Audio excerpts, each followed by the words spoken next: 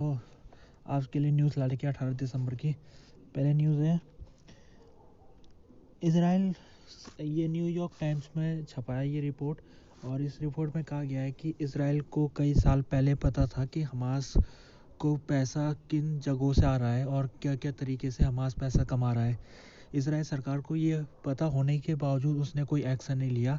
आखिरकार ये रिपोर्ट में क्या क्या चीज़ें हैं अब उसको देखते हैं हम। पहली चीज़ तो ये कि रिपोर्ट में इसका कहा गया है कि 2014 की बात है। उस समय इसराइल ने एक इंटेलिजेंस ऑर्गेनाइजेशन में उसने एक सेक्शन बना रखा था और वो सेक्शन स्पेशल हमास के ऊपर था। हमास का इकोनॉमी किस तरह से उस हमास मेंटेन करता है, तो उसको जांच करने के लिए ये जो इसराइल की इंटेलिजेंस है उसने ये डिपार्टमेंट बना रखा था। तो उस डिपार्टमेंट में जो कर्मचारी काम कर रहे थे उनको ये बात पता लगी कि हमास ने कई देशों में उसने अपने बिजनेस शुरू कर रखे हैं और कई ऐसे शेयर मार्केट में भी उसने शेयर को ख़रीदा हुआ है। लेकिन अभी तक ये क्लियर नहीं हुआ था कि कौन कौन से देश में हमास ने बिजनेसेस है, ये चीज़ें अभी क्लियर नहीं हुई थी। लेकिन शुरुआती चरण में ये इन्वेस्टिगेट में पता लगा कि हमास का जो बिजनेस है वो दूसरे देशों में फैला हुआ है। फिर उसके बाद 2016 आता है। 2016 में इसराइल और हमास की लड़ाई होती है जिसमें हमास के ऊपर इसराइल बमबारी करता है और गाज़ा में काफ़ी नुकसान होता है उस दौरान। तो गाज़ा में बमबारी के कारण कई नुकसान होता है तो हमास उसको जल्दी उसकी भरपाई कर देता है। तो एक सवाल सामने आता है कि हमास ने कैसे ये जो बिल्डिंग जो कोलैप्स हो गई थी बमबारी में, तो उनको उस बिल्डिंग को दोबारा से बनाने के लिए हमास के पास पैसा कहाँ से आया। ये एक बहुत महत्वपूर्ण सवाल सामने आता है 2016 में। लेकिन उसी समय जो ये इज़राइल मिलिट्री है, जो इंटेलिजेंस डिपार्टमेंट है, वो जो ये डिपार्टमेंट है उसको क्लोज़ भी कर देता है। बताया नहीं जाता है कि ये क्लोज़ क्यों किया जा रहा है। माना जा रहा था कि जो इज़राइल था उस समय 2016 की बात हो रही है, उस समय वो हमास को ज़्यादा अपने के लिए वो थ्रेट नहीं समझ रहा था। इज़राइल को लगता था कि उसका सबसे बड़ा थ्रेट ईरान है। तो ज़्यादातर जो सिक्योरिटी के मामले में जो भी ध्यान जा रहा था इज़राइल का, वो ईरान की तरफ जा रहा था। उस समय ईरान न्यूक्लियर वो वेपन्स बनाने की कोशिश कर रहा था। तो इज़राइल को लग रहा था कि अगर ये न्यूक्लियर वेपन ईरान बना देता है तो इज़राइल के लिए ख़तरा हो सकता है। तो इज़राइल का जो सारा ध्यान था वो ईरान की तरफ था और अमेरिका का भी इज़राइल की तरह ही सारा ध्यान ईरान की तरफ था। जबकि हमास को दोनों देश इज़राइल और अमेरिका दोनों अभी तक नज़रअंदाज कर रहे थे। दोनों देशों को लग रहा था कि जो हमास है वो ज़्यादा कुछ नहीं करेगा, बस वो थोड़ा बहुत हमले करेगा जैसे पहले करता रहा है, बड़ा कोई सिक्योरिटी थ्रेट नहीं बनेगा। तो लगता है ये सारी इंटेलिजेंस रिपोर्ट आने के बजाय इसमें छानबीन गहराई से होने से उन्होंने क्या किया, गवर्नमेंट ने इसको नज़रअंदाज कर दिया और ये जो सेक्शन था इंटेलिजेंस सेक्शन जो हमास के ऊपर बनाया गया था 2015 में, उसको भी क्लोज़ कर दिया। लेकिन कुछ ऑफिसर थे जो इस डिपार्टमेंट में काम करते थे, वो आगे भी उन काम करते रहे। हो भले कोई डिपार्टमेंट उनको नहीं मिला लेकिन अपने तरीके से वो जांच करते रहे। फिर 2018 में एक बड़ी सफलता मिलती है इन ऑफिसरों को, जब इनको पता लगता है सब कुछ हमास के बारे में, जितना उसका बिजनेस के बारे में सब कुछ इनको जानकारी मिल जाती है कि हमास ने किन किन देशों में अपना बिजनेस खोला हुआ है। सऊदी अरेबिया में हमास का बिजनेस है।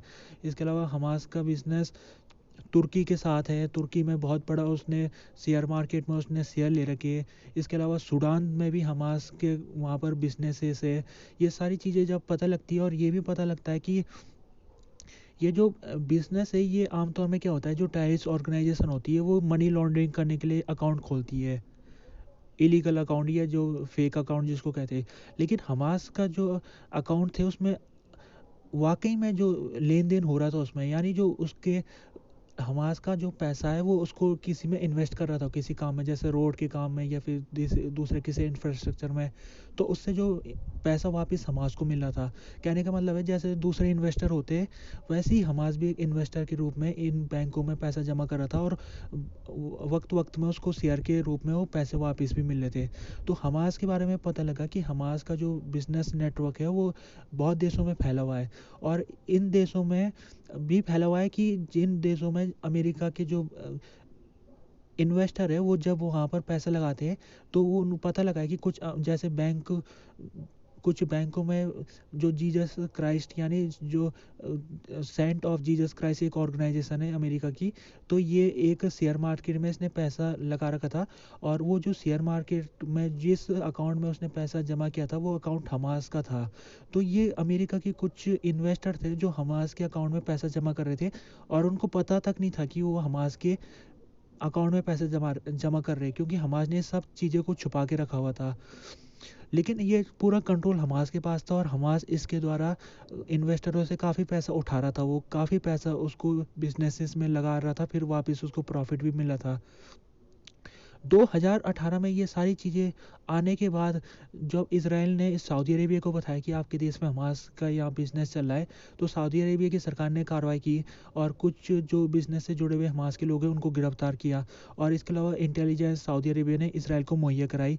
तो ये सब चीज़ें होने के बाद तुर्की से भी बात की गई। तुर्की की जो सरकार है उससे कहा गया कि आपके यहाँ भी हमास के अकाउंट है, और कुछ जो आपका शेयर मार्केट है उसमें हमास ने कुछ शेयर खरीद रखे। लेकिन तुर्की ने कुछ कार्रवाई नहीं की हमास के ऊपर, और कहा कि हमास कोई टेररिस्ट ऑर्गेनाइजेशन नहीं है, वो एक इंडिपेंडेंस लिबरेशन ऑर्गेनाइजेशन है, यानी वो फ़िलिस्तीन लोगों की आज़ादी के लिए वो कार्रवाई कर रहा है, यानी वो फ़िलिस्तीन लोगों को आज़ादी कराना चाहता है। तो वो हमको उसको टेररिस्ट ऑर्गेनाइजेशन नहीं मानते हैं। तो तुर्की ने तो कोई कार्रवाई नहीं करी। और सूडान की बात की जाए, सूडान में जब उमर अल बशीर की सरकार तख्ता पलट हो गया था वहाँ पर, तो वहाँ पर भी हमास के जो बिजनेसेस है उनको बंद कर दिया गया था।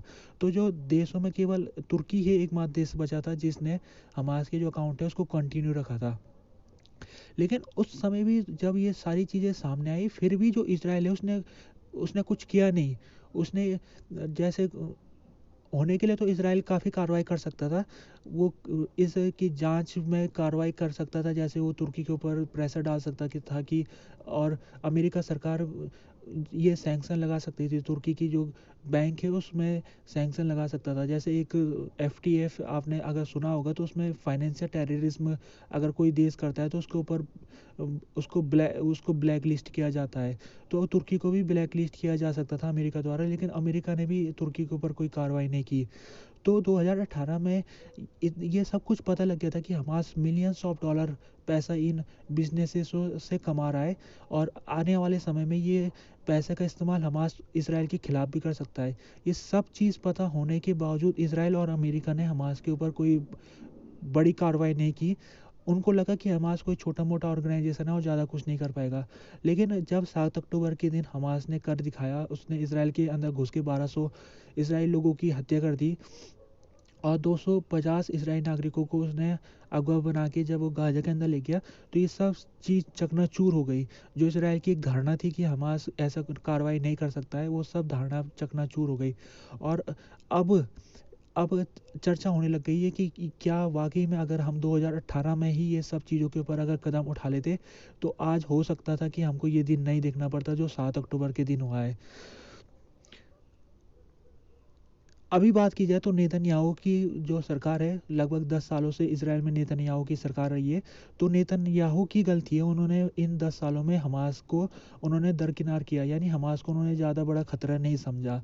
और अब उनको उनके ऊपर आने वाले समय में इन्वेस्टिगेशन होगी। नेतन्याहू अभी तो फ़िलहाल वो लड़ाई चल रही है, तो अभी ध्यान भटक रखा है, लेकिन जब लड़ाई ख़त्म हो जाएगी गाज़ा में, तो नेतन्याहू के ऊपर भी जांच होगी कि उन्होंने जब वो सरकार में थे तो उनकी सरकार ने क्यों हमास के बारे में जब जानकारी प्राप्त थी तो भी हमास के जो अकाउंट हैं उसके ऊपर कोई कार्रवाई क्यों नहीं करी।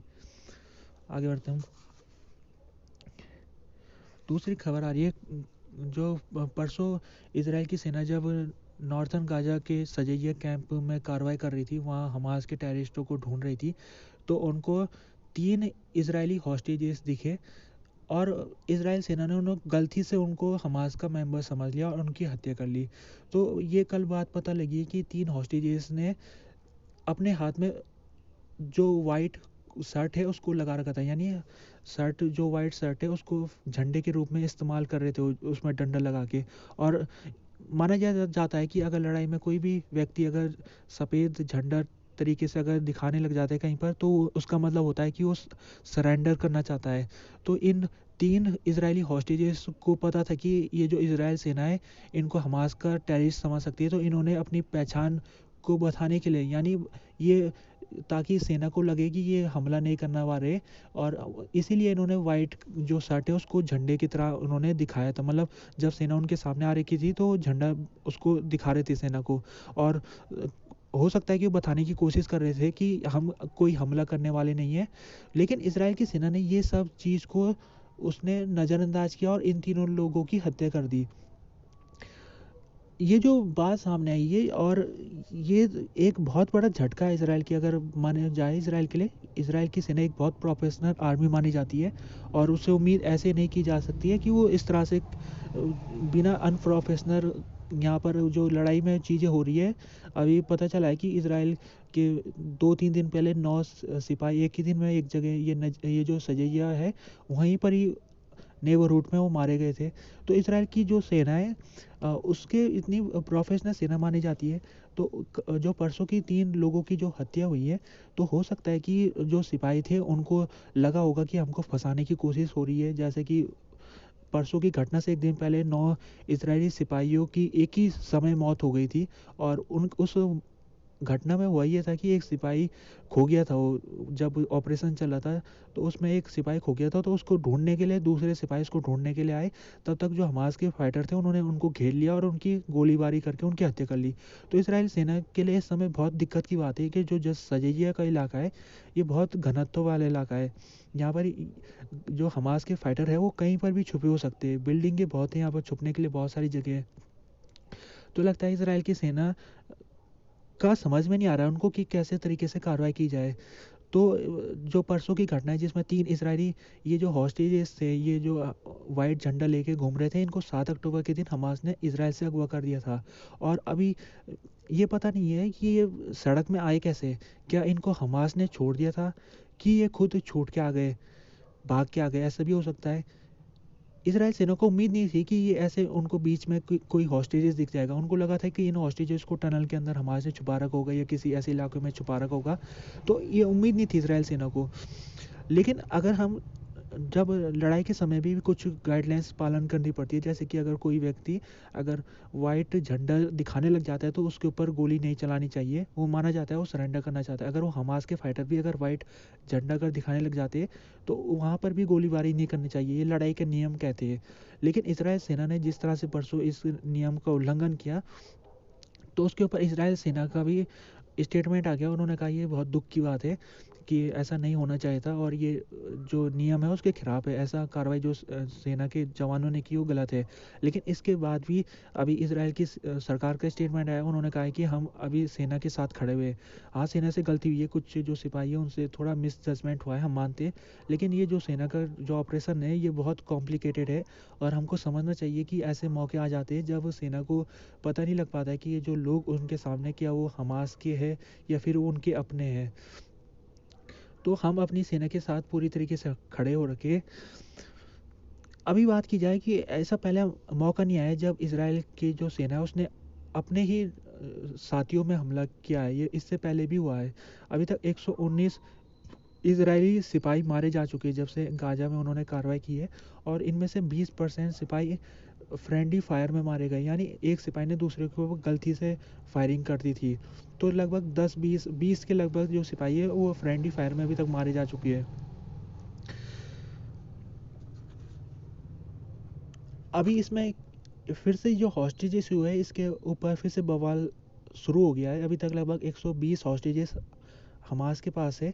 तो हॉस्टेजेस की जो परिवार वाले कह रहे हैं कि इनको छुड़ाने के लिए फिर से यहाँ पर सीज फायर कर देना चाहिए। अभी लगभग 2 हफ्ते पहले एक सीज फायर हुआ था जिसमें हमास ने 100 हॉस्टेजेस को छोड़ दिया था। उन 100 हॉस्टेजेस में तो ये महिलाएं थे, ये तो बच्चे थे। अभी जो पुरुष है उनको हमास ने छुपा के रखा हुआ है। तो 120 के लगभग अभी हॉस्टेजेस हमास के पास है। तो इनके जो फैमिलीज मेम्बर है हॉस्टेजेस की, तो वो इसराइल सरकार के ऊपर दबाव बना रहे कि इनको छुड़ाने के लिए अगर सीज फायर करनी पड़ेगी तो कर लो, कोई दिक्कत नहीं है। पहले हमारा जो टास्क है इन हॉस्टेजेस को छुड़ाना है, नहीं तो अगर ये जो अगर मिलिट्री कार्रवाई चलती रही तो इन हॉस्टेजेस की जान जा सकती है, जैसे परसों गई थी।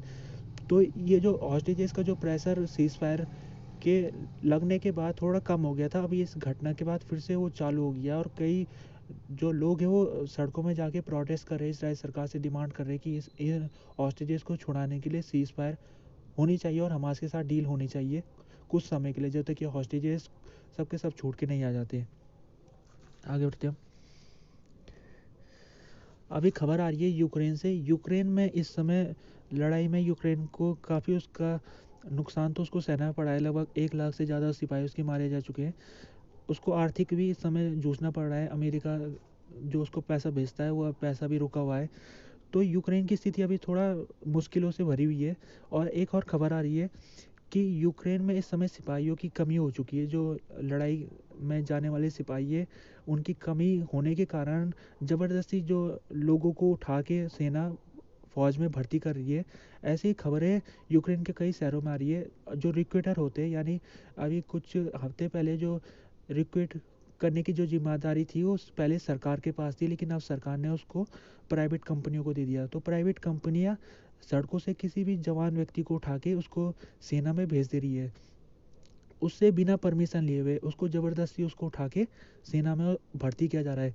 तो ऐसी कुछ घटनाएं आ रही है। और ये जो घटनाएं, ये ऐसा भी पता लगा है कि कुछ लोगों को एग्जाम्शन मिली है, यानी वो अगर किसी के परिवार में कोई देखभाल करने के लिए नहीं है तो उसको एग्जाम्शन मिली हुई है, वो मिलिट्री में जाने से वो बच सकता है। या फिर किसी को मेंटल अनस्टेबल है या किसी को फिजिकल डिसेबिलिटी है, तो इन लोगों को एग्जाम्शन मिली हुई है, लेकिन इन लोगों को भी ज़बरदस्ती उठाया जा रहा है।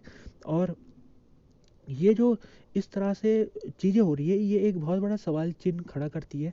यूक्रेन कहता है कि वो ये लड़ाई डेमोक्रेसी के लिए लड़ रहा है, डेमोक्रेसी आइडियाज़ के लिए लड़ रहा है, लेकिन जिस तरह से प्राइवेट कंपनियां लोगों को उठा के ज़बरदस्ती सेना में भर्ती कर रही है, तो उससे तो नहीं लगता ऐसा कुछ कि कुछ डेमोक्रेसी के तहत ये चीज़ें हो रही है।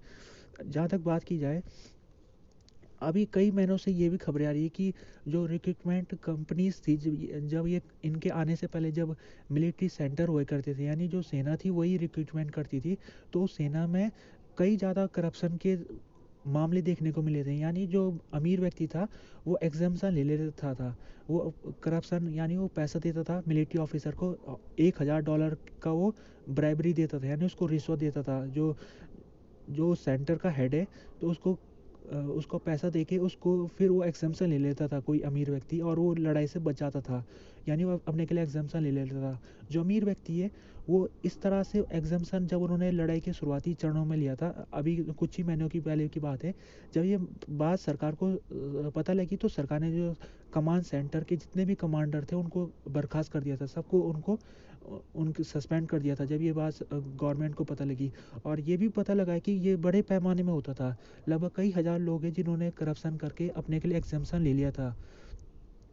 तो ये फिर ये जो प्रोसेस है उसको फिर प्राइवेट कंपनियों को सौंप दिया गया था। अभी 2 हफ्ते की पहले की बात है, प्राइवेट रिक्रूटर को अभी जिम्मेदारी मिल गई थी, और लगता है कि प्राइवेट रिक्रूटर अपना कोटा को पूरा करने के लिए वो ज़बरदस्ती जो लोगों को उठा के सड़कों से उठा के उनको सेना में भेज दे रहे हैं। तो जो लोग हैं वो अब बचने के लिए क्या कर रहे हो, अपने घर से ही नहीं निकल रहे हो। अब वो ना तो दुकानों में जा रहे हैं, ना वो किसी दूसरे जगह में जा पा रहे हैं, कहीं पर भी उन अगर वो जाएंगे तो चेक पॉइंट के सामने उनको जो रिक्रूटर है वो पकड़ के उनको ज़बरदस्ती ले जा सकता है। तो ये इस तरह की जो घटना है ये बहुत बड़े सवाल चिन्ह खड़े कर रही है यूक्रेन के लिए। और यूक्रेन जो अपने आप को रसिया से एक अलग देश बताता रहा है और आरोप लगाता रहा है और रसिया के ऊपर कि रसिया ही इस तरह से जो ह्यूमन राइट एब्यूजेस है उसको करता है, लेकिन यूक्रेन को अगर देखा जाए तो यूक्रेन कोई कम नहीं है। और हम समझ सकते हैं कि यूक्रेन की अपनी उसकी मुश्किलें और लड़ाई में इस समय उसको जितना नुकसान हुआ है उसकी भरपाई करने के लिए उसको जो फ्रंट लाइन है लड़ाई में वहाँ पर अपने नए जो रिक्रूटर है उनको भेजना ज़रूरी है, तभी जाके वो लड़ाई में रसिया का मुकाबला कर सकता है।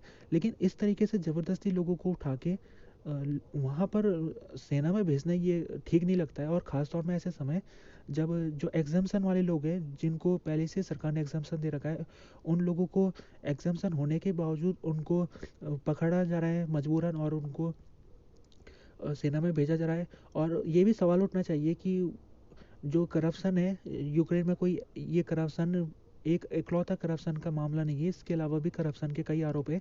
ऐसा कहा जाता है कि जो सिपाहियों के लिए जितना भी सामान खरीदा जाता है उसमें भी करप्शन होता है। तो जो यूक्रेन में करप्शन की समस्या है ये भी बहुत गहरी है, और यूक्रेन को अगर लड़ाई को जीतना है तो उसको इस इन समस्या को देखना पड़ेगा। करप्शन अगर उस जैसे का तैसा चलता रहा तो लड़ाई में यूक्रेन को हारने के बहुत ज़्यादा चांसेस है। और ख़ासतौर में अमेरिका के जो रिपब्लिकन लॉ मेकर है जो यूक्रेन को पैसा भेजने में आपत्ति दर्ज कर रहे हैं, तो वो यही चीज़ कह रहे हैं कि यूक्रेन में जितना पैसा हम भेज रहे हैं वो सब करप्शन में चले जा रहा है, तो ये पैसा हम क्यों भेज रहे हैं, हमको भेजना ही नहीं चाहिए। तो वही चीज़ है कि यूक्रेन को करप्शन के ऊपर काम करना चाहिए, करप्शन को ख़त्म करना चाहिए, तभी जाके वो अपनी इमेज को सही तरीके से बना सकता है, इमेज को सुधार सकता है। आगे बढ़ते हैं। अभी कोंगो से खबर आ रही है। कोंगो एक देश है जो अफ्रीका में है और ये काफ़ी बड़ा देश है। इसमें 10 करोड़ की आबादी रहती है। तो अफ्रीका का ये दूसरा सबसे पॉपुलेशन के हिसाब से बड़ा देश है। पहले नंबर पर नाइजीरिया आता है, दूसरे नंबर पर कोंगो आता है। तो कोंगो में पिछले 30 सालों से वहाँ पर सिविल वार की स्थिति चल रही है।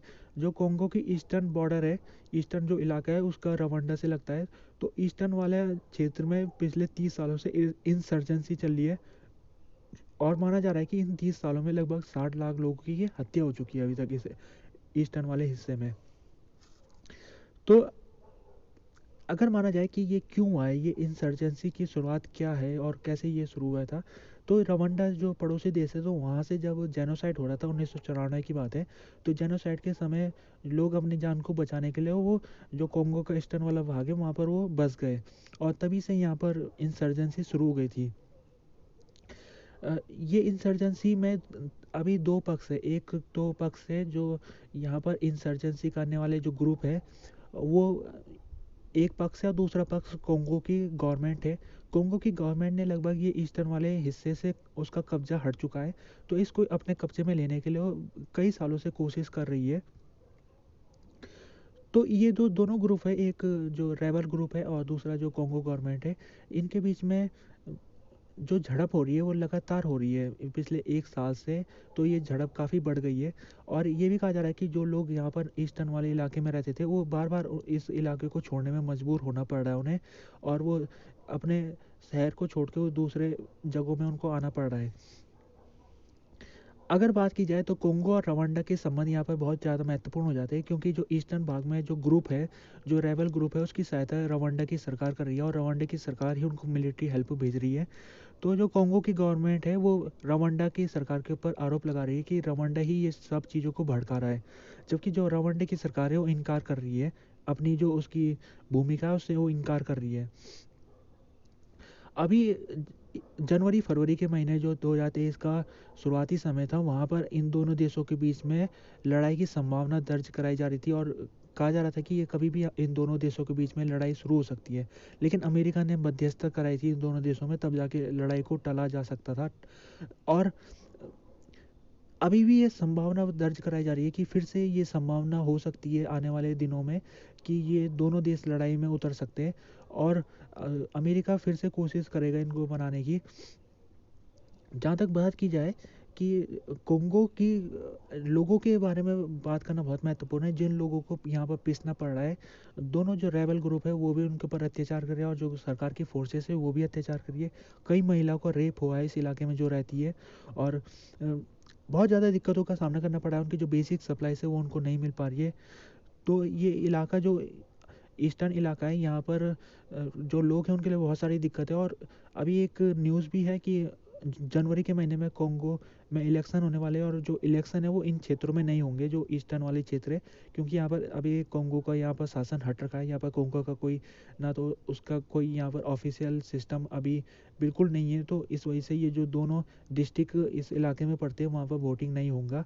और जो कोंगो के राष्ट्रपति इस समय वो अपनी पॉपुलैरिटी को बढ़ाने के लिए रवांडा को निशाना बना रहे हैं और रवांडा के जो प्रधानमंत्री है उनकी तुलना एडोल्फ हिटलर से कर रहे हैं। तो जिस तरह से इलेक्शन में इन दोनों देशों का यहाँ पर जिक्र हो रहा है तो उससे लगता है कि ये जो माहौल है वो बिगड़ सकता है। आगे बढ़ते हैं।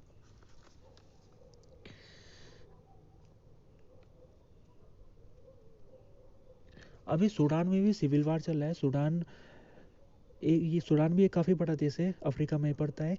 तो इसमें जो आर्मी और जो रैपिड एक्शन फोर्सेस है उन दोनों के बीच में अभी सिविल वार है चल रहा है और इस साल में ये शुरू हो गया था।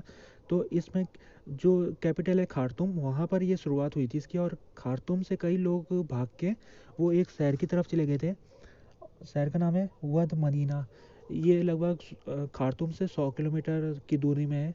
लोगों को लगा था कि यहाँ ये सुरक्षित रहेंगे, लेकिन कल के दिन खबर मिली है कि यहाँ पर भी अब लड़ाई शुरू हो गई है इस शहर में वद मदीना में। दोनों ही ग्रुपों आर्मी और रैपिड एक्शन फोर्सेस के बीच में जो लड़ाई है वो यहाँ तक पहुँच चुकी है। अब ये लोगों को फिर से भागना पड़ने में मजबूर होना पड़ रहा है। अगर बात की जाए ये जो लड़ाई है, ये लड़ाई में अभी तक हज़ारों लोगों की मौत हो चुकी है और दोनों ही ग्रुप अभी तक सीज़ फायर करने के लिए तैयार नहीं हो रहे। दोनों एक दूसरे को पूरी तरीके से ख़त्म करना चाहते हैं। यहाँ पर कई देश यहाँ पर मीडिएशन करने की उन्होंने कोशिश की थी पिछले कुछ महीने में, तो उनको सफलता नहीं मिल पाई। और जिस तरह से सूडान, जिसमें 3 साल पहले उमर अल बशीर को यहाँ से तख्ता पलट किया गया था और उम्मीद जताई जा रही थी कि सूडान में डेमोक्रेसी आ जाएगी, लेकिन जब से यहाँ पर मिलिट्री टेक ओवर हुआ है, लगभग 1 साल पहले यहाँ पर मिलिट्री टेक ओवर हो गया था, उसके बाद फिर मिलिट्री के अंदर ही कुछ तनाव की स्थिति के आने के बाद ये दो मिलिट्री के जो ग्रुप है, यानी एक आर्मी का ग्रुप अलग हो गया और दूसरा ग्रुप रैपिड एक्शन फोर्सेस, ये दोनों एक दूसरे के खिलाफ हो गए। तो आर्मी के अंदर ही ये अभी सिविल वार चल रहा है, और जिस तरह से इसकी जो कीमत है वो यहाँ के जो नागरिक है उनको चुकानी पड़ रही है। अभी जो खार्तूम शहर है वो पूरा तरीके से, लगभग उसमें काफ़ी जो लोग हैं 50% लोग इस शहर को छोड़ के जा चुके हैं। तो आने वाले समय में जो सूडान का जो सिविल वार है वो हो सकता है कि सूडान के दूसरे इलाकों में भी फैल सकता है। अब आगे बढ़ते हैं। यूक्रेन की जो लड़ाई है उसमें यूक्रेन की सेना की कोशिश एक बनी हुई है। अभी उसने एक नया प्लान निकाला है जिसके तहत वो जो साउथर्न वाला हिस्सा यानी जो क्रीमिया से लगता है यूक्रेन का, उसको निशाना बनाने की कोशिश की जा रही है। तो उसी के प्लान के तहत जो खैरसन है, खैरसन जो शहर है अभी वो आधा रसिया के कब्जे में है और आधा वो यूक्रेन के कब्जे में है। तो बीच में दिनीप्रो रिवर बहती है यहाँ पर। तो दिनीप्रो रिवर से जो ईस्टर्न इलाका है वो रसिया के पास है और जो वेस्टर्न इलाका है वो यूक्रेन के पास है। तो यूक्रेन के जो सिपाही है वो यहाँ पर नदियों को पार करके खैरसन के अंदर जाना चाहते हैं, जो रसिया का इलाका है, और वहाँ जाके वो रसिया के ऊपर अटैक करना चाहते हैं। तो प्लान ये है, फिर वो इस अटैक को अगर उनका सक्सेसफुल हो जाएगा, खैरसन में उनका कब्जा हो जाएगा, तो फिर वो यहाँ से क्रीमिया के रास्ते को की तरफ जाएंगे। और क्रीमिया में जो रसिया का एक बॉर्डर बनता है, यानी एक पुल बन रखा है क्रीमिया में जो रसिया को क्रीमिया से जोड़ता है, तो उस पुल को उड़ाने की इनकी साजिश होगी ताकि जो क्रीमिया है उसको रसिया से अलग किया जा सके। तो ये जो प्लान है ये अगर सक्सेसफुली हो जाता है तो काफ़ी ये आसान है। इसमें जैसे जो क्रीमिया है भी बॉर्डर से ज़्यादा दूर नहीं है, और अगर क्रीमिया को आइसोलेट किया जाता है तो ये रसिया के लिए बहुत बड़ी हार हो सकती है।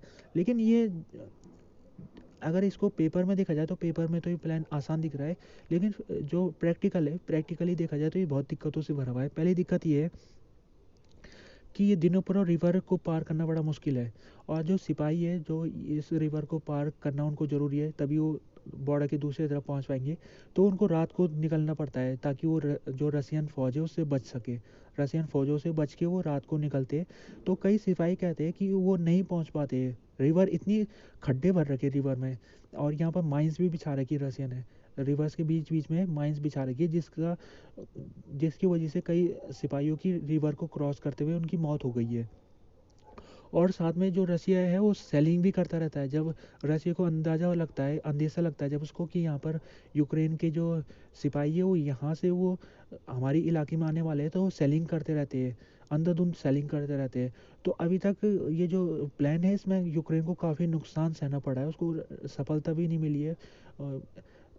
अगर कोई सिपाही मान लीजिए रसिया की बॉर्डर में अगर पहुंच भी जाता है, तो जो तब तक अटैक नहीं कर सकता जब तक उसके साथ लगभग 100-200 सिपाही नहीं आ जाते।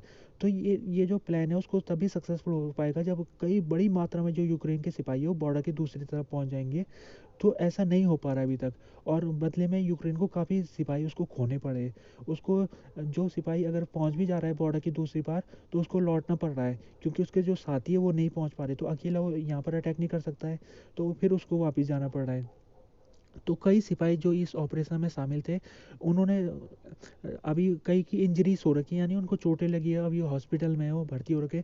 तो हॉस्पिटल में उन्होंने पत्रकारों के साथ बातचीत में कही है कि उन्होंने कहा है कि मुझे लगता है कि ये ऑपरेशन ये गलत है, इसमें हमको कुछ नहीं मिलने वाला है, बस इसमें हमारे सैनिकों की जान जाने वाली है।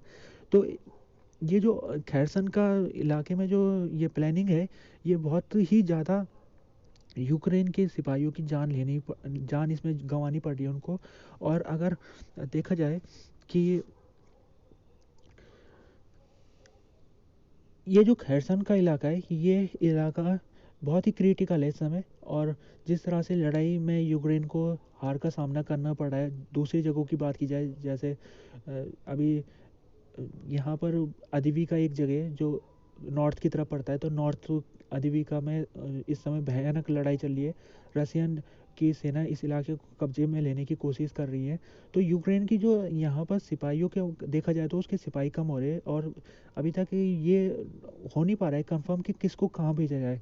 क्या यूक्रेन को अपने सिपाहियों को अदीविका की तरफ लगाना चाहिए, या फिर उनको खैरसन की तरफ भेजना चाहिए? ये भी एक बहुत बड़ा सरकार के लिए सिरदर्द बन चुका है कि सरकार आखिरकार किस तरफ अपने सैन्य जो उसकी फोर्सेस है उसको किस तरफ लगाए, इस समय किस डायरेक्शन में लगाए। आगे बढ़ते हैं हम। अभी वेटिकन सिटी से एक खबर आ रही है। वेटिकन सिटी में एक कार्डिनल है, उनका नाम है कार्डिनल बीक्यू। इनको 5.5 साल की कैद सुनाई गई है। इनके ऊपर आरोप लगाए गए कि इन्होंने फ्रॉड किया था और जो चर्च का पैसा है उसको इन्होंने गबन कर लिया था।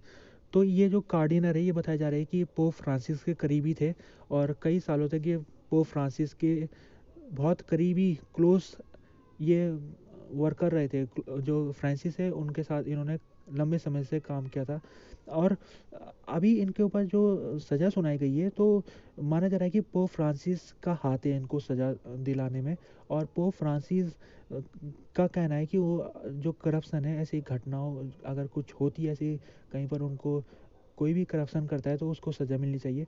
तो पोप फ्रांसिस इस समय क्योंकि वो अभी चर्च के वो सुप्रीम लीडर है, और वो पोप को जो कैथोलिक चर्च है उसमें सबसे बड़ा पोप को माना जाता है। तो पोप इस समय पोप फ्रांसिस है। तो फ्रांसिस ही तय करते हैं कि वेटिकन सिटी में क्या कानून होना चाहिए। तो पोप फ्रांसिस ने ही ये केस को शुरू किया था उन्होंने, और पोप फ्रांसिस ने ही जजों का उन्होंने अपॉइंटमेंट किया था। तो सब चीज़ें पोप फ्रांसिस ने किया था। अब बताया जा रहा है कि पोप फ्रांसिस ने आखिरकार ये जो व्यक्ति जब पोप फ्रांसिस के इतना करीबी था, तो पोप फ्रांसिस ने इसको सज़ा दिलाने में इसको क्यों सज़ा दिलाई, क्या वजह रही होगी कि पोप फ्रांसिस इसके खिलाफ हो गया है। तो पहली बात ये कि ये जो व्यक्ति है इसने करप्शन, जैसे मैंने आपको कहा करप्शन इसने किया था। तो अभी तो ये मान नहीं रहा है, ये कह रहा है कि मैंने कोई करप्शन नहीं किया है। लेकिन जितने सबूत मिले अभी तक, वो सब सबूतों से ये लगता है कि वाकई में इसने करप्शन किया था। तो पोप फ्रांसिस एक ऐसे पोप है जो कि उनके जो भी उनकी आइडियोलॉजी होती है, तो उस आइडियोलॉजी को उसका चलने में उनको कोई दिक्कत नहीं होती है, यानी वो सोचते नहीं है ज़्यादा। अगर उनको लगता है, जैसे उन्होंने कह दिया कि मैं ये जो वेटिकन है इसका मैं जो चर्च है उसमें करप्शन को ख़त्म करके रहूँगा, तो उन्होंने अगर सोच लिया तो उनके अगर कितने भी करीबी व्यक्ति है तो उसके ऊपर भी वो कार्रवाई करने से हिचकेंगे नहीं। तो हो सकता है कि पोप फ्रांसिस की कई लोग तारीफ़ कर रहे हैं कि पोप फ्रांसिस ने ये इस व्यक्ति को इसके ऊपर केस चला के बहुत अच्छा काम किया, और इससे एक सबक जाएगा जो दूसरे कार्डिनल है उनको सबक मिलेगा कि ऐसा कोई अगर वो करेंगे तो उनको भी जेल जाना पड़ेगा। जबकि कुछ लोग ऐसे जो पोप फ्रांसिस के ऊपर ही वो आरोप लगा रहे और कह रहे कि पोप फ्रांसिस ये मनमाने तरीके से ही इन्होंने केस चलाया, यानी कि जज भी पोप फ्रांसिस ने यहाँ पर बैठाए, और कानून भी जो पोप फ्रांसिस ने बनाया वो इसी हिसाब से इसको सज़ा सुनाई गई। तो ये जो सिस्टम है इसमें कोई इम्पार्शलिटी नहीं थी, यानी कोई इंडिपेंडेंस ये जुडिशली नहीं थी जिसने ये फैसला सुनाया। तो ये भी एक पोप फ्रांसिस के ऊपर आरोप लग रहा है कि उन्होंने डिक्टेटरशिप के तहत इस व्यक्ति को सज़ा सुनाई। तो अलग अलग व्यक्ति अलग अलग तरीके से ये निष्कर्ष में पहुँच रहा है। फिलहाल ये जो कार्डिनल है, ये कार्डिनल को अभी जेल में नहीं भेजा जाएगा। अभी अगर ये अपील करना चाहता है तो ये कर सकता है। तो अपील का केस का जब रिजल्ट आएगा तभी इसको जो इसकी सज़ा है अगर वो अपील का जो केस है उसमें भी इसको आरोपी माना जाता है तो फिर इसको जेल को जाना पड़ेगा। फिलहाल ये अभी जेल में नहीं जाएगा, लेकिन इसका जो कैरियर है वो ख़त्म हो चुका है। इसको पूरी तरीके से जो इसकी चर्च में जो पोजीशन थी उससे इसको सस्पेंड कर दिया गया है। आगे बढ़ते हैं।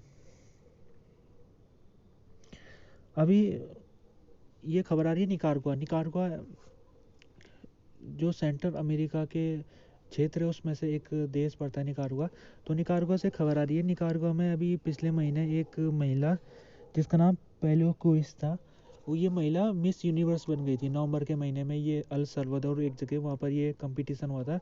तो इसमें निकारागुआ की एक 23 साल की महिला इस कंपटीशन को जीत गई थी।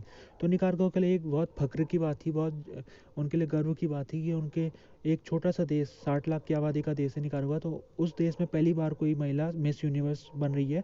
तो एक जश्न का माहौल था और कई लोगों ने इसको सेलिब्रेशन करने के लिए सड़कों में उन्होंने उतर के सड़कों में प्रदर्शन किया, यानी उन्होंने यहाँ पर पटाखेबाजी कई जश्न मनाए यहाँ पर इन सड़कों में उतर के।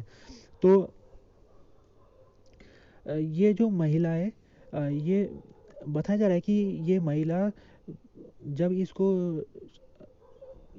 जब इसको पुरस्कार मिला था, यानी जब ये मिस यूनिवर्स ये बनी थी, तो इस महिला ने कुछ जो कपड़े पहने हुए थे वो कपड़े पहनना गैर कानूनी है। निकारागुआ के जो सरकार है वो इन कपड़ों को, यानी जो रंग है ब्लू और वाइट, ये रंग के अगर कोई अपने सिर में या ऐसे कोई झंझट तरीके से बनाता है इन दोनों रंगों से, तो उसको गैर कानूनी बताया गया है। तो जब ये महिला ने अवार्ड ले रही थी, तो इसने कुछ इस तरीके के, उसने कुछ अपने मुकुट या फिर ऊपर के हिस्से में उसने कुछ इन दो कलरों का फ्लैग तरीके से बना रखा था अपने जो कपड़ों में। तो निकारागुआ की सरकार ने फिर इस महिला के ऊपर आरोप लगाना शुरू कर दिया।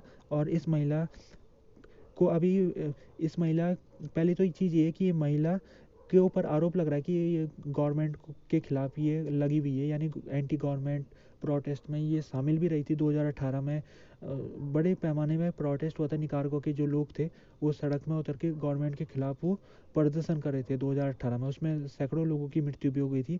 तो उस प्रोटेस्ट में ये महिला भी शामिल थी जो अभी जीती है। तो ये महिला फ़िलहाल अभी ये निकारागुआ नहीं पहुंची है। हो सकता है कि निकारागुआ अगर ये पहुंचेगी तो सरकार इसको गिरफ्तार भी कर सकती है। फ़िलहाल ये अमेरिका में है। लेकिन जो महिला जब ये मिस निकारागुआ बनी थी, तो मिस निकारागुआ का जो कंपटीशन होता है, तो उस कंपटीशन की जो अध्यक्ष थी उसका नाम था कैली कैलर्टी। ये महिला मिस कैलर्टी ये मिस निकारागुआ कंपटीशन में ये पिक करती थी कि किसको किसको विनर चुना जाए। तो इसी मिस कैलर्टी ने इस महिला को मिस निकारागुआ कंपटीशन में नंबर 1 पोजीशन में पहुंचाया था, तभी ये मिस निकारागुआ बनी थी। फिर उसको मिस यूनिवर्स में भेजा गया था, मिस यूनिवर्स में, तब ये मिस यूनिवर्स भी बन गई थी ये। तो ये जो ये कलाकृति महिला है, इसको भी सरकार ने इसके जो पति और इसकी बेटी दोनों को जेल में डाल दिया है। और मिस कलाकृति के ऊपर भी आरोप लगाया गया कि 2018 में ये अपने पति के साथ ये एंटी गवर्नमेंट प्रोटेस्ट में इसने भागीदारी की थी।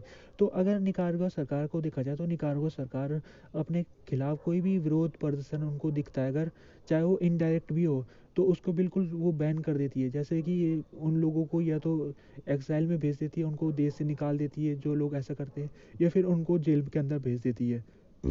तो निकारागुआ की सरकार इस समय पूरी तरीके से ऑटोक्रेटिक है, वहाँ कोई डेमोक्रेसी नहीं है। ओर्टेगा वहाँ के राष्ट्रपति है, और ओर्टेगा पिछले 15 सालों से लगातार राष्ट्रपति बने हुए। वहाँ पर डेमोक्रेसी खत्म हो चुकी है। कोई भी व्यक्ति अगर सरकार के खिलाफ कुछ भी बातें बोलता है, जैसे कुछ महीने पहले एक पादरी था, उसने सरकार के खिलाफ कुछ बोला और सरकार ने उसको जेल में डाल दिया। तो इस तरह से जो ये जो निकारागुआ की सरकार है वो ऐसे कठोर कदम उठाते रहती है, अपने जनता के ऊपर ऐसे कारनामे करते रहती है। और निकारागुआ की सरकार को डर लगा रहता है कि कहीं ऐसा ना हो जाए कि कोई भी ऐसा व्यक्ति उसके सामने ना जाए जो उसकी सत्ता को डहला दे, यानी उसको उखाड़ के फेंक दे। तो इसी वजह से जो निकारागुआ सरकार है वो, उसको अगर थोड़ा सा भी लगता है ना कि कहीं पर कुछ भी उसको उसकी जो अथॉरिटी है उसको चुनौती मिल सकती है, तो उसको बिल्कुल उस चैलेंज को वो दबा देती है वो। तो ये महिला का केस भी कुछ ऐसी है। और ये महिला जो निकारागुआ देश के लिए एक बहुत फ़ख्र की एक बात थी कि महिला मिस यूनिवर्स बन गई थी। तो ये मिस यूनिवर्स बनने की जो एक फ़ख्र वाली बात है, वो इस महिला के लिए एक चुनौती बन चुकी है, एक परेशानी बन चुकी है। अब ये महिला को डिसीज़न लेना है, क्या ये निकारागुआ अपने देश में जाना चाहेगी। अगर जाएगी तो फिर इसको सरकार इसका दमन करने की कोशिश करेगी, या तो इसको परेशान करेगी या फिर इसको जेल में डालेगी। आगे बढ़ते हैं हम।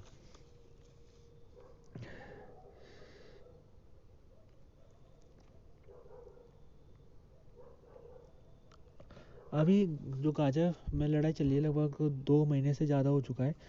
तो 2 महीने की जो लड़ाई है उसमें काफ़ी मौतें हुई है, काफ़ी 20,000 के लगभग फ़िलिस्तीन लोगों की मौत हुई है।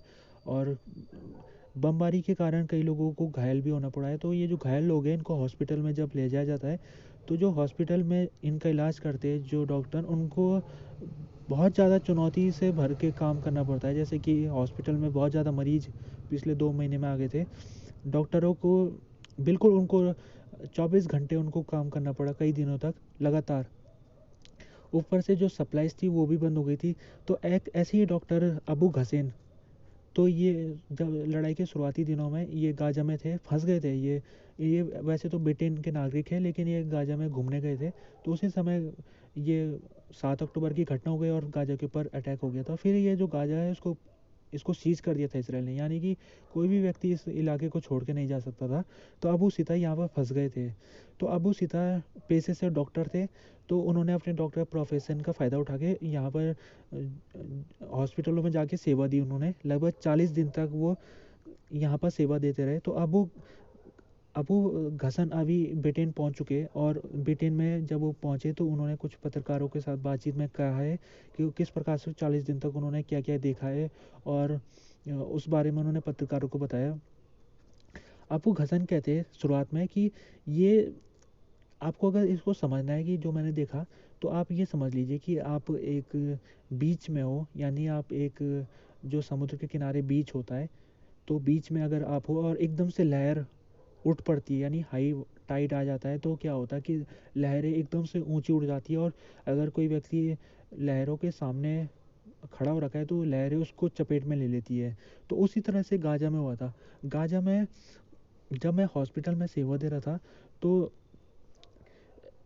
मेरे पास जब मरीज आया, मेरे को लगा पहला मरीज आया तो ठीक है, मैंने उसको इलाज किया। फिर दूसरा मरीज आया, मैंने किया। लेकिन ये मरीज आते गए आते गए आते गए, इनकी लाइन इतनी लंबी लगी रही कि मैं खुद सोच में पड़ गया कि ये कब मेरे को कुछ आराम मिलने का समय मिलेगा कि नहीं मिलेगा।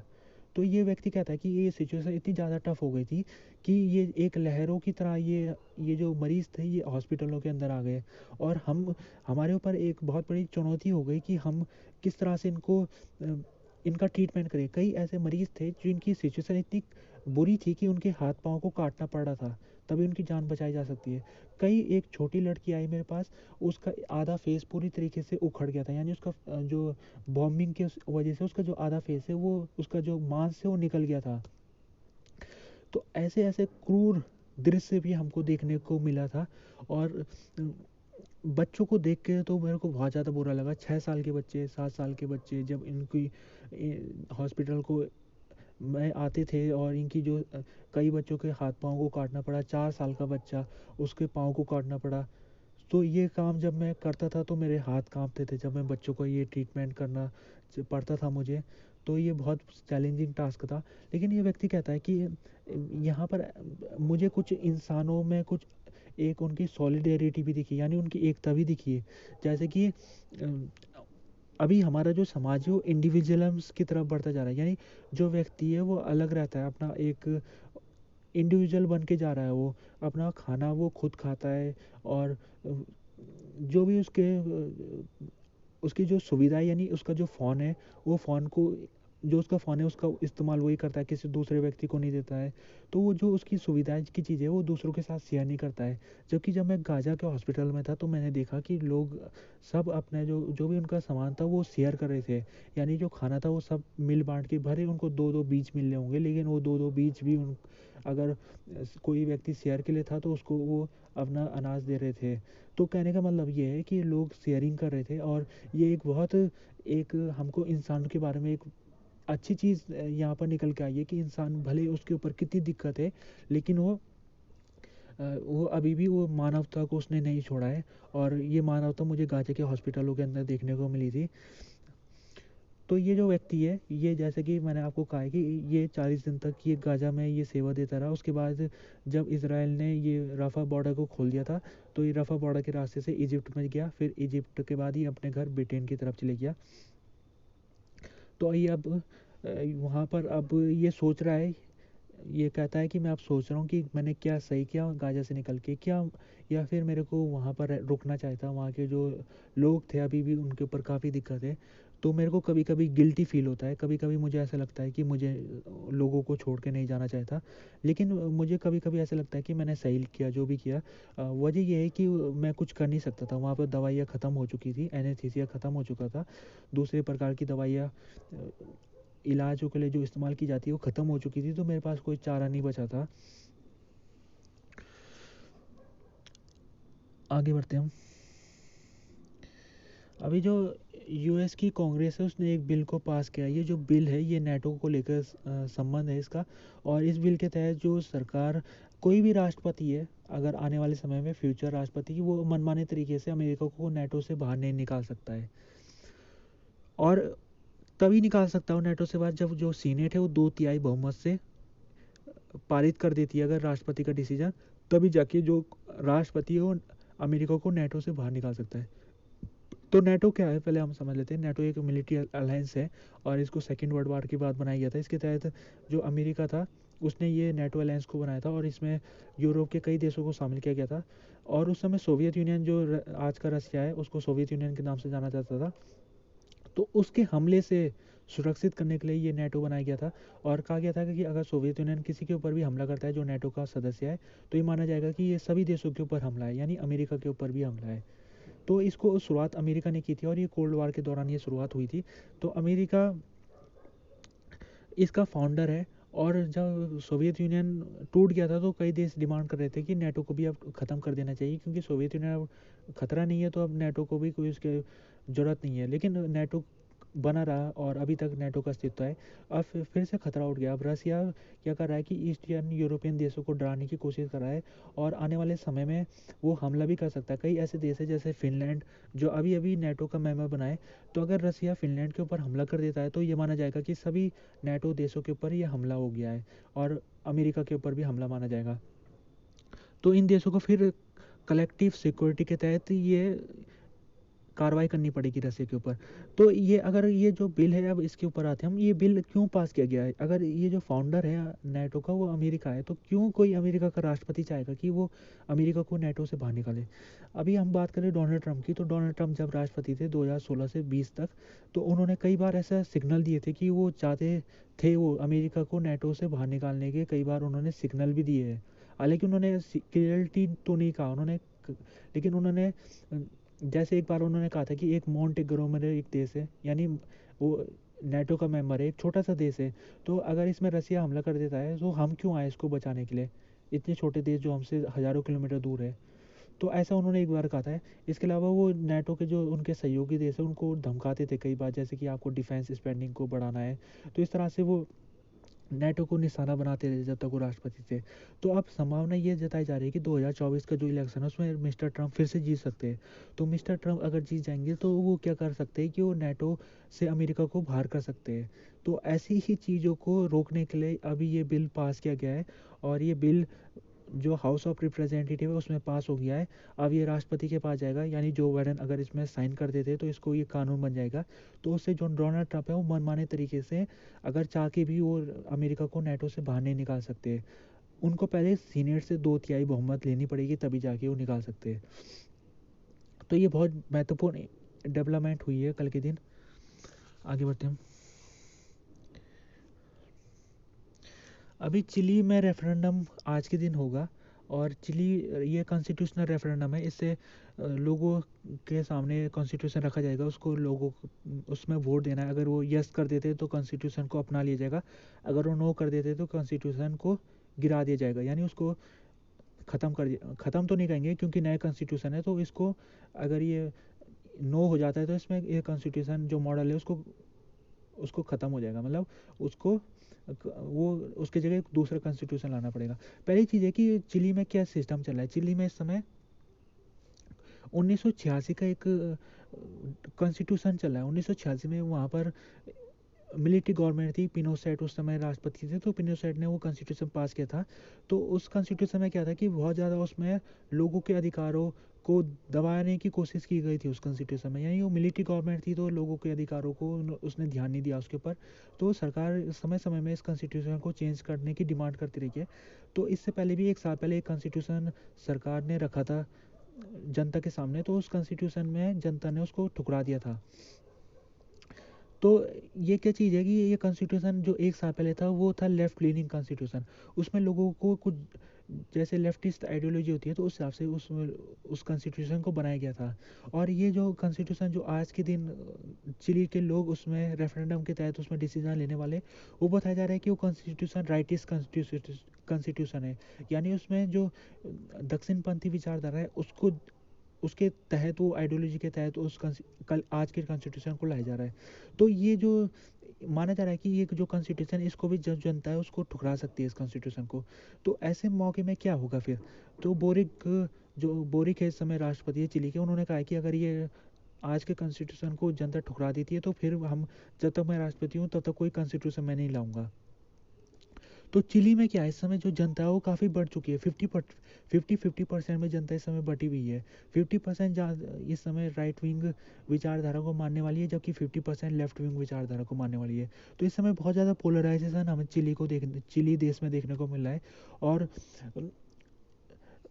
माना ये जा रहा है कि अगर ये कॉन्स्टिट्यूशन बनाने वाले जो लोग हैं, अगर वो कॉम्प्रोमाइज़ कर देते, जैसे कुछ राइट विंग वाले लेफ्ट विंग के साथ कॉम्प्रोमाइज़ कर देते और दोनों चीज़ों को समझौता करके वही कोई कॉन्स्टिट्यूशन अगर जनता के सामने पेश किया जाता, तो वो उसको पास हो जाता, उसमें कोई दिक्कत नहीं होती। लेकिन जो इस समय जो गवर्नमेंट ने जिन लोगों को बिठा रखा है ये कॉन्स्टिट्यूशन बनाने के लिए, वो मनमाने तरीके से अपनी आइडियोलॉजी के तहत वो कॉन्स्टिट्यूशन बना रहे हैं और जनता के सामने वो पेश कर रहे हैं। तो ये जो जनता है वो फिर उसके सामने दिक्कत शुरू हो जा रही है, क्योंकि वो जैसे मैं आपको बताता हूँ कि जो पिछले साल वाला कॉन्स्टिट्यूशन था उसमें कुछ ज़्यादा ही ज़बरदस्ती की गई, यानी जो लेफ्ट विंग की आइडियोलॉजी के हिसाब से वो कॉन्स्टिट्यूशन बनाया गया। कहीं पर भी, कहीं किसी भी व्यक्ति को प्रोटेस्ट करने का अधिकार दिया गया, कहीं पर भी विरोध प्रदर्शन कर सकता है। इस साल के कॉन्स्टिट्यूशन में क्या है कि किसी भी व्यक्ति को विरोध प्रदर्शन की उम्मीद, उससे उसको परमिशन नहीं है विरोध प्रदर्शन की। तो ये बिल्कुल एक्सट्रीम कॉन्स्टिट्यूशन बनाया जा रहा है। पिछले साल भी एक्सट्रीम कॉन्स्टिट्यूशन था और इस साल भी एक्सट्रीम कॉन्स्टिट्यूशन है। और दोनों में क्या है, फिलिप हो गया केस। पिछले बारे में व्यक्ति को काफ़ी अधिकार दिए गए थे, इतने ज़्यादा अधिकार दिए गए थे कि वो सरकार के लिए खतरा बन सकते थे। और इस साल में क्या किया उन्होंने, ये व्यक्तियों से लगभग उनके सारे अधिकार छीन लिए और सरकार को सारे पावर दे दिए। तो इस तरह से जो एक्सट्रीम यहाँ पर देखने को मिल रहा है, कॉन्स्टिट्यूशन जो ला रहे हैं लोग, वो कॉम्प्रोमाइज़ नहीं कर पा रहे इस समय। तो उसी की वजह से चिली में इस समय कॉन्स्टिट्यूशन क्राइसिस हो चुका है। और अभी आज के दिन वहाँ पर रेफरेंडम होगा, और ये जो रेफरेंडम है ये राइट विंग कॉन्स्टिट्यूशन के ऊपर रेफरेंडम है। और जैसे कि ओपिनियन पोल में इसको ठुकराने के अभी तक रिजल्ट देखने को मिल रहा है। हालांकि इसका जो रिजल्ट है ऑफिशियल, वो कुछ दिनों में आ जाएगा और पता लग जाएगा कि ऑफिशियल रिजल्ट क्या है।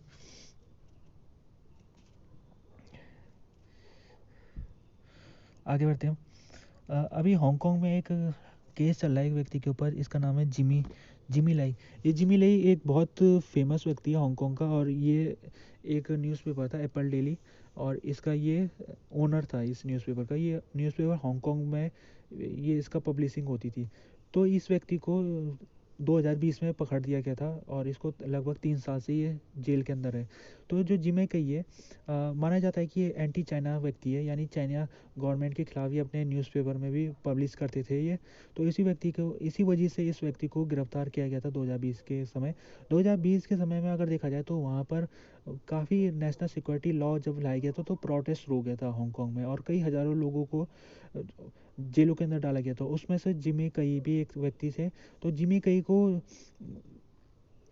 2020 में उनके ऑफिस में छापेमारी करके पकड़ा था, और पूरे ऑफिस में जब वो थे उस समय मौजूद, और पुलिस उनको हथकड़ी पहना के ऑफिस में घुमाते रही, और उनको तब जाके पुलिस के स्टेशन में भेजा गया उनको, यानी जो एम्प्लॉय है ऑफिस के, उनके सामने उनको शर्मिंदा किया गया था जिमी कई को। तो जिमी कई, जैसे मैंने आपको कहा कि एंटी चाइना व्यक्ति उनको माना जाता है। और अगर देखा जाए 2020 से पहले जिमी कई को टॉलरेट किया जाता था, यानी जिमी कई जो चलाते थे खबरें, उसको सरकार उसके ऊपर ज़्यादा कार्रवाई नहीं करती थी। लेकिन 2020 के बाद सिस्टम चेंज हो गया, और जब से डेमोक्रेसी प्रोटेस्ट हो रहे थे हांगकांग में और सरकार ने उसको दबाने के लिए नेशनल सिक्योरिटी लॉ लाए थे, उसके तहत कोई भी इंडिपेंडेंट जो मीडिया उसको बंद कर दिया था सरकार ने। अब जितने भी मीडिया भी हांगकांग में, वो सब सरकार के निर्देशन के तहत चलते हैं। अब वहाँ कोई भी इंडिपेंडेंट मीडिया नहीं है। तो जिमी कई जो ये व्यक्ति है अभी 76 साल का है, और हो सकता है कि इसको पूरी जीवन जैसे लाइफ इम्प्रिजमेंट कहते हैं, यानी आजीवन कारावास की इसको सज़ा सुनाई जा सकती है। और अगर बात की जाए तो इंटरनेशनल कंडमनेशन हो गई है शुरू मिलनी। अमेरिका की जो सरकार है उसने इस केस को एक फर्जी केस बताया और कहा कि जिमी लई के ऊपर जो जिस तरह से केस लगाया जा रहा है वो फर्जी केस है। तो जो भी लोग इस केस में शामिल हैं, यानी जो जिमी लई को फंसाने की कोशिश कर रहे हैं, तो अमेरिका सरकार ने उनके ऊपर सैंक्शन लगा दिया है। इसके इसके अलावा जो यूरोपियन सरकार है उन्होंने भी अमेरिका सरकार जैसे डिसीजन लिया है। आगे बढ़ते हैं हम।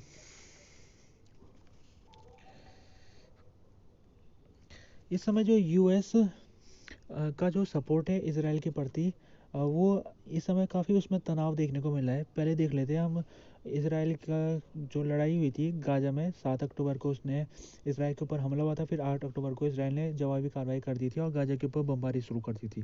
तो शुरुआती समय में जो अमेरिका की सरकार थी वो तो इसराइल के साथ उसने बहुत अच्छी तरीके से कोऑर्डिनेशन किया, और इसराइल जो भी कदम उठा रहा था तो अमेरिका सरकार ने उसका स्वागत किया और उसका समर्थन किया। लेकिन धीरे धीरे करके जब पता लगा कि ये जो बमबारी है उसमें काफ़ी सिविलियन लोगों की हत्या हो रही है, तो अमेरिका सरकार ने फिर इसराइल की सरकार को समझाने की कोशिश की कि आपको ये इनडिस्क्रिमिनेट बॉम्बिंग नहीं करनी चाहिए। यानी आपको बिना किसी सबूत के किसी भी बिल्डिंग के ऊपर आपको हमला नहीं करना चाहिए। और साथ में अमेरिका सरकार ने इसराइल को ये भी कहा था कि जो आपने सीज कर रखा है गाजा का इलाका, आपको ये जो सीज है इसको हटा देना चाहिए और यहाँ पर सप्लाईज की एंट्री हो जानी चाहिए। ये शुरुआती दिनों की बात है। लेकिन इसराइल ने अमेरिका की बात मानने से इनकार कर दिया। फिर अमेरिका ने जो इसराइल है उसको जो वेपन्स है जो अमेरिका भेजता है, तो अमेरिका ने इसराइल को कहा कि भाई आपको अगर वेपन्स चाहिए तो आपको हमारी बात माननी पड़ेगी। हम ऐसा नहीं है कि हम आपको वेपन्स भी भेजें और आप हमारी बात ना मानो। तो तब जाके इसराइल तैयार हुआ। उसने ये जो गाजा की सप्लाई से उसके लिए परमिशन देती थी। और लेकिन अभी तक जो बमबारी का जो क्वेश्चन मार्क है, यानी जो बमबारी जो इसराइल करता रहा है, वो अभी तक वो उसके ऊपर इसराइल लगता है कि इसराइल ने अमेरिका की बात को नहीं माना है और उसकी बमबारी कंटिन्यू, जैसे लड़ाई के शुरुआती चरण में बमबारी करता था इसराइल, वैसी बमबारी आज के दिन भी वो गाजा के इलाकों में कर रहा है। तो अमेरिका की सरकार इस समय कोशिश कर रही है कि वो इसराइल के ऊपर दबाव बनाया जाए कि ये जो बमबारी है इसको रोके इसराइल। पहली चीज़ ये है कि अभी कुछ दिन पहले जो जो बाइडेन है अमेरिका के राष्ट्रपति, उन्होंने एक कैंपेन वो अपने देश में कर रहे थे। तो उस कैंपेन स्पीच में उन्होंने कहा है कि इसराइल को ये समझना पड़ेगा, अगर वो ये बमबारी अंधाधुंध जो बमबारी है अगर वो नहीं छोड़ेगा करना, तो फिर ये जो कोलिशन अभी बना हुआ है, यानी जो देश इसराइल को समर्थन करते हैं, तो ये कोलिशन टूट सकता है। कई देश ऐसे जो इसराइल का समर्थन करना बंद कर सकते हैं अगर ये इसराइल ये बमबारी को कंटिन्यू रखता है। तो बात की जाए तो इसराइल को समझाने के लिए कई अमेरिका के ऑफिशियल इसराइल की यात्रा में गए थे। अभी कुछ दिन पहले जो नेशनल सिक्योरिटी एडवाइज़र है जेक सुलिवन, वो इसराइल गए थे और इसराइल की सरकार को उन्होंने कुछ चीज़ें समझाने की कोशिश की। जैसे कि उन्होंने कहा है कि आपको बमबारी को अब रोकना पड़ेगा और अब नया फेज़ लड़ाई में शुरू करना है आपको, जिसके तहत आपको एलीट कमांडो एक टीम बनानी पड़ेगी जो गाजा के इलाकों में जाके हमास को निशाना बनाएगी। और आपको अब ये जो नया फेज़ है उसी के तहत आपको लड़ाई लड़नी है। इससे इस फेज़ में एक चीज़ ये होगी जो सिविलियन लोगों की मौत ही नहीं होगी। तो ये चीज़ें नेशनल सिक्योरिटी एडवाइज़र ने इसराइल को समझाने की कोशिश की है। लेकिन अभी देखना पड़ेगा कि इसराइल ये बात मानता है कि नहीं मानता है। पहली चीज़ ये है कि अमेरिका क्यों कोशिश कर रहा है इसराइल को, क्यों वो इसराइल को दबाव बना रहा है। पहली चीज़ ये है, इस अमेरिका के ऊपर दो तरीके से प्रेशर है। पहला प्रेशर उसका डोमेस्टिक है, जो अमेरिका की जनता है, खासतौर में मुस्लिम जनता जो अमेरिका के अंदर है, तो वो अपनी सरकार के ऊपर दबाव बना रही है और कह रही है कि इसराइल को के ऊपर दबाव बनाना चाहिए कि इसराइल इस इलाके में सीज़ फायर कर ले। दूसरा प्रेशर अमेरिका के ऊपर इंटरनेशनली पड़ रहा है। जो अरब देश है वो भी अमेरिका को इस समय उसके ऊपर प्रेशर डाले और सीज फायर की डिमांड कर रहे हैं। लेकिन अमेरिका ने अभी इस प्रेशर को सहते हुए उसने अभी तक सीज फायर की डिमांड को नहीं माना। यानी अमेरिका खुद नहीं चाहता है कि यहाँ पर सीज फायर की जाए। तो इसराइल और अमेरिका भी सीज फायर के मुद्दे में एक तरफ है। लेकिन देखने को मिल रहा है कि दूसरे देश जो है दुनिया के, वो अब दूसरी तरफ चले गए। वो चाहते कि यहाँ इलाके में सीज फायर होना चाहिए। अभी जब यूएन सिक्योरिटी काउंसिल में जो वोटिंग हुई थी उसमें 15 मेंबर्स है जो सिक्योरिटी काउंसिल के अभी सदस्य है, तो 15 में से जो 13 देश थे उन्होंने सीज फायर के पक्ष में वोटिंग किया, जबकि एक देश ब्रिटेन वो अब्सटेन रहा और अमेरिका उसने वीटो लगा दिया इसमें। तो अमेरिका ही एक इकलौता देश था जो सीज फायर के खिलाफ था। बाकी लगभग ब्रिटेन को छोड़ के सभी देश सीज फायर के पक्ष में थे। उसके बाद फिर दूसरे जनरल असेंबली में वोटिंग हुई। जनरल असेंबली में भी 190 देश जो इस जनरल असेंबली के सदस्य हैं, तो उनमें से 170 देशों ने ये जो सीज फायर के पक्ष में वोटिंग किया और केवल 10-15 ही देश थे जो अमेरिका के साथ मिलकर जिन्होंने इस सीज फायर के खिलाफ वोट किया। तो अमेरिका इस समय आइसोलेट हो चुका है। इसराइल को बचाने के चक्कर में अमेरिका खुद आइसोलेट हो चुका है। तो अमेरिका चाहता है कि ये, उसको भी समझ में आ रहा है कि ये वो कम से कम थोड़ा बहुत दबाव बनाना चाहता है इसराइल में। वो ये तो नहीं कर रहा कि इसराइल को कि आप सीज़फायर करो, लेकिन कम से कम आज जो बमबारी कर रहे हो आप उस बमबारी को थोड़ा कम कर सकते हो। और उस बमबारी अगर आप उसको कम करोगे तो फिर ये जो खबरें सिविलियन मौतों की जो खबरें न्यूज़पेपर में छप रही है वो नहीं छपेगी फिर, तो फिर हमारे ऊपर भी प्रेशर नहीं आएगा और आपके ऊपर भी नहीं आएगा। तो ये लड़ाई को आप बेहतर तरीके से लड़ सकते हो। अमेरिका ने कहा है कि अगर आप ये अंधाधुंध तरीके से जो आप बमबारी कर रहे हो अगर आप इसको कंटिन्यू रखते हो तो फिर क्या होगा कि ये जो आपके लिए ख़तरा हो सकता है, क्योंकि जो प्रॉक्सीज ग्रुप है इस इलाके में, चाहे वो हिजबुल्ला हो गया या फिर यमन के हौती हो गए, ये इसराइल को निशाना बना सकते हैं।